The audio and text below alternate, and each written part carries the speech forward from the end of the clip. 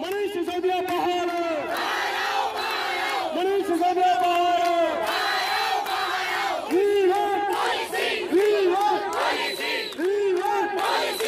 दिल्ली में आम आदमी पार्टी की सरकार बनने के बाद से अपनी सरकार के प्रचार में आम आदमी पार्टी और अरविंद केजरीवाल ने जिस मुद्दे को पूरे देश में सबसे ज़्यादा भुनाया था वो था शिक्षा में क्रांतिकारी परिवर्तन का मुद्दा।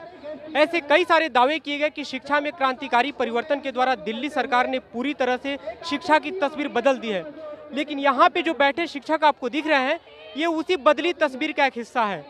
ये पिछले 3 दिनों से मनीष सिसोदिया जो दिल्ली सरकार के शिक्षा मंत्री हैं उनके घर के बाहर धरने पर बैठे हैं। इनकी मांग है, ये सारे गेस्ट टीचर हैं, इनकी मांग है कि इन्हें परमानेंट किया जाए। इसे लेकर हमने दिल्ली सरकार की जो पूर्व शिक्षा सलाहकार थी आतिशी, उनसे बात की।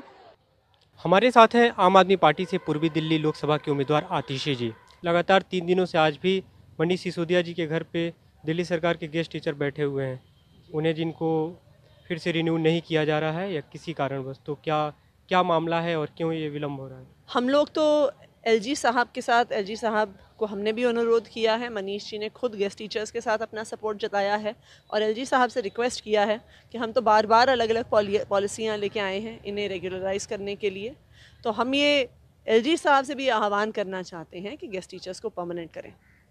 वे लोग बैठे हुए, आज भी हमने उनसे बात की तो उनका कहना है कि हमें जो कह रहे हैं कि हमने फाइल भेजी है तो उस फाइल की कॉपी दिखा दे, हमें आश्वासन हो जाए तो हम यहाँ से उठ के चले जाएंगे। ऐसा आप पिछली बार भी कहे थे। देखिए, गेस्ट टीचर्स तो विधानसभा में मौजूद थे, तकरीबन 100-150 गेस्ट टीचर्स खुद मौजूद थे दिल्ली विधानसभा में जब विधानसभा में बिल पास हुआ। इस बिल की कॉपी भी गेस्ट टीचर्स के पास है, उन्होंने देखी हुई है। लेकिन अगर गेस्ट टीचर्स के बीच में भी कुछ बीजेपी वाले बयानबाजी कर रहे हैं तो उसका हम कुछ नहीं कर सकते। आपका कहना है कि वो बीजेपी उनको बैठाई हुए वहाँ पे?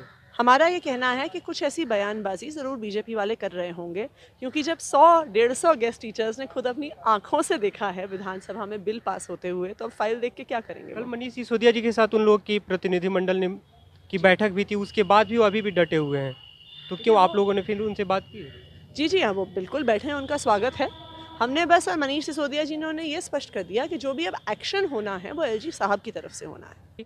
तो आपने सुना, आतिशी ने जो साफ तौर पे कहा है कि वे चाहते हैं कि गेस्ट टीचर बने रहें, लेकिन इसमें भाजपा का कुछ एंगल है। उनका सीधा आरोप है कि गेस्ट टीचर जबकि मनीष सिसोदिया से मिल चुके हैं फिर भी उन्हें धरने के लिए बैठना पड़ रहा है, तो इसमें किसी न किसी तरह से भारतीय जनता पार्टी जो विपक्षी पार्टी है उसका बैकहैंड इन्हें प्राप्त है। तो हम इन्हीं से बात करते हैं कि क्या ये आरोप सही है। हमने आतिशी से इस बारे में बात की तो उनका कहना है कि ये वो लोग तो जानते हैं कि दिल्ली सरकार इसके लिए प्रयास कर रही है, तो फिर भी अगर धरने पे बैठे तो इसमें भाजपा का कुछ न कुछ एंगल है कि भाजपा के लोग इसे सपोर्ट कर रहे हैं। सर, इसमें मैं आपको पहले बहुत क्लियर कर दूं कि इसमें कोई भी राजनीतिक दल से हम लोग नहीं हैं। यहाँ पर कोई हिंदू मुसलमान नहीं है, यहाँ पर सिर्फ बेरोजगार बैठा है। यहाँ पर हम किसी राजनीतिक पार्टी से नहीं है। दूसरी बात ये कि भाई वो हमारे साथ आए ना, वो बैठे ना, उन्होंने मोहल्ला क्लिनिक के लिए बैठे ना, वो बैठे या नहीं बैठे, तो जब वो उनके लिए बैठे तो हमारे लिए क्यों नहीं बैठ सकते? कैमरे के लिए बैठे ना वो धरने पे, तो हमारे साथ चलें। हमारा भी तो यही, हमें पता है कि चलो एलजी नहीं कर रहा, अरे तो आओ ना हमारे साथ, हम चलने के लिए तैयार है ना। पूरा 25,000 आदमी आपके साथ चलने के लिए तैयार है। आप बैठो यहाँ पे, यहाँ छोटे छोटे बच्चे लेके औरतें आई हुई हैं, सिर्फ अपने हक के लिए तो आई हैं। अब जिसकी उम्र निकल गई है अब वो क्या करेगा बताओ? वो कहाँ जाएगा? वो अब ये भी नौकरी नहीं रहेगी तो कहाँ जाएगा? तो इसीलिए हमें एक्सटेंशन नहीं चाहिए, एक्सटेंशन बिल्कुल नहीं चाहिए, हमें सिर्फ पॉलिसी चाहिए, 58 साल की पॉलिसी चाहिए।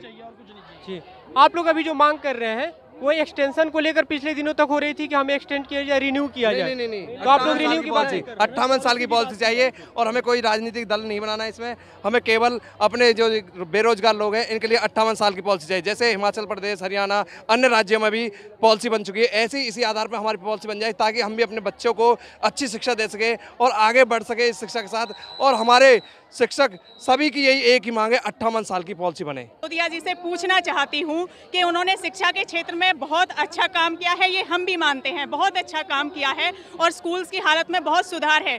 मगर क्या सर, मैं आपसे ये पूछना चाहती हूँ, ये सुधार क्या आपने ही किया है? हमारा कोई योगदान नहीं रहा क्या? बिना टीचर्स के आप ये कर सकते थे? अगर हम टैलेंटेड नहीं है, क्वालिफाइड नहीं है, फिर इतने लंबे अरसे से हम सिस्टम में क्यों हैं?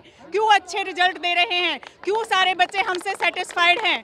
और सर, हमें ये राजनीति बिल्कुल नहीं चाहिए। जब आपको अपने काम करने होते हैं तो कोई अड़ंगा नहीं अड़ाता। हम तो ये करें, आप हमारे साथ आइए, एलजी साहब के साथ चलिए, हम वहाँ चलेंगे, आपके साथ चलेंगे हम, और हमारे लिए वहाँ धरना दीजिए हमारे साथ। हम मान लेंगे कि आप हमारे हित में हैं और हमारी पॉलिसी के फेवर में हैं। तो इन्होंने जैसा कहा कि राजनीति इसमें नहीं चाहिए, और ये लोग जो इन्होंने बताया कि सरकार के लिए काम करते रहें, चाहे कोई भी हो, शिक्षा से इतर भी, तो इनके लिए सरकार खड़ी क्यों नहीं हो सकती है। निरंजन मिश्रा, ईटीवी भारत, दिल्ली।